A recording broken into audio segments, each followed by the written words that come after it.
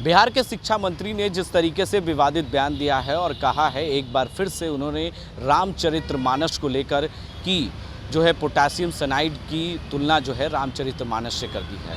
इसको लेकर अब बिहार की सियासत गर्म हो चुकी है और ऐसे में लगातार बिहार के जो विपक्षी पार्टियां हैं वो अब शिक्षा मंत्री को घेरने की तैयारी में हैं। हमारे साथ राष्ट्रीय लोक जनशक्ति पार्टी के प्रवक्ता चंदन सिंह हैं, उनसे हम बातचीत करेंगे और इन सवालों का जवाब भी लेंगे।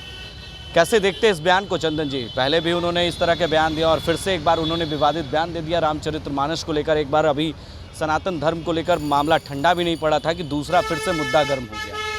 देखिए, राष्ट्रीय जनता दल का तो ये अपना क्षेत्र है। तुष्टीकरण की राजनीति, 85 बनाम 15, मंडल बनाम कमंडल और सनातन हिंदू विरोधी बयान, चूँकि इनका जो वोट बैंक है वो सबको पता है कि उसको कहीं ना कहीं खुश करने के लिए इस तरीके के बयान ये लगातार देते हैं।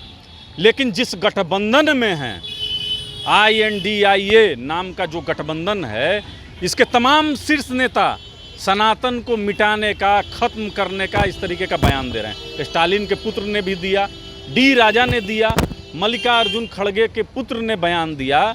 तो यह मानकर आप चलिए कि ये तुष्टीकरण की राजनीति और 2024 को ध्रुवीकरण किस तरीके से पूरे देश को उस आग में झोंक दिया जाए, उसी का यह घोतक है। हम लोग ऐसा मानते हैं कि यह सोच समझ कर दिया हुआ बयान है कि जिस तरीके से बिहार में अशिक्षा है और जो प्राथमिक विद्यालय है उनकी स्थिति जर्जर है, उस पर ध्यान देना चाहिए। क्योंकि यहाँ के नौजवान लगातार बिहार से बाहर पलायन करते हैं, कोटा, बेंगलोर और कहाँ जाते हैं उच्च शिक्षा लेने के लिए। तो शिक्षा किस तरीके से मजबूत हो, उस पर ध्यान देना चाहिए। इस तरीके का बयान सोच समझ कर दिया हुआ बयान है। क्या लगता है अभी जो है उदयनिधि स्टालिन ने जो बयान दिया, सनातन धर्म को खत्म करने की बात कही जा रही है, कोरोना और मलेरिया और डेंगू जैसी बीमारियों के साथ उसकी तुलना कर दी गई, कैसे देखते हैं इस बयान को? सिर्फ उतना ही नहीं है कि स्टालिन के पुत्र ने कोरोना और डेंगू और मलेरिया से तुलना किया, इसी तरीके का बयान उन लोगों के पार्टी के नेताओं ने भी लगातार दिया। लेकिन सबसे बड़ी बात है कि INDI इंडिया नाम से जो ये गठबंधन बनाए हैं, कल उसका जो है कोऑर्डिनेशन कमेटी की बैठक थी और उसमें जातीय जनगणना पर फोकस करने की बात कही गई। देखिए, कहा जाता है कि समाज का वो तबका जहाँ की अभी विकास नहीं हो पाया है, उसकी कितनी संख्या है और तभी एक फंड को वहाँ पर देकर उसको विकास किया जा सकता है, इस तरीके की बात थी। लेकिन बिहार में जाति आधारित गणना, आर्थिक सर्वे कराया गया।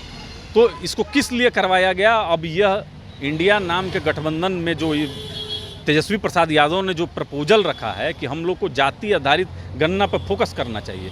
ये फोकस करने का मतलब है कि पिछड़ा और अति पिछड़ा जो समुदाय है उसको टारगेट करना कि देखो तुम्हारी आबादी ज़्यादा है लेकिन तुमको आरक्षण का लाभ कम मिल रहा है। तो ये समाज को कहीं ना कहीं बांटने की राजनीति इन लोगों ने करना प्रारंभ कर दिया है। और नीतीश कुमार की मौन सहमति, इस तरीके के बयान पर अभी तक नीतीश कुमार जी की कोई बयान नहीं आया है, उनके पार्टी के तरफ से बयान नहीं आया है। तो ऐसा लगता है कि आपसी सहमति से ये सब बयान दिया जा रहा है और देश को तोड़ने की साजिश रची जा रही है। तो देखिए, हमारे साथ थे राष्ट्रीय लोक जनशक्ति पार्टी के प्रवक्ता चंदन सिंह ने कहा कि ये देश में कहीं ना कहीं तोड़ने की राजनीति की जा रही है। जो सनातन धर्म के बारे में, रामचरितमानस के बारे में इस तरह के बयान इंडिया गठबंधन की ओर से लगातार दिया जा रहा है, ये कहीं से उचित नहीं है और कहीं ना कहीं सनातन धर्म समझ रहा है और जातीय जनगणना कराने की मांग को लेकर कहीं ना कहीं जो पूरे देश में उठ रही थी, उसको लेकर भी ये एक रणनीति तैयार की जा रही है विपक्ष के द्वारा। अपने सहयोगी कैमरामैन सरवन राज के साथ बने रहें लाइव इंडिया हर पल के लिए।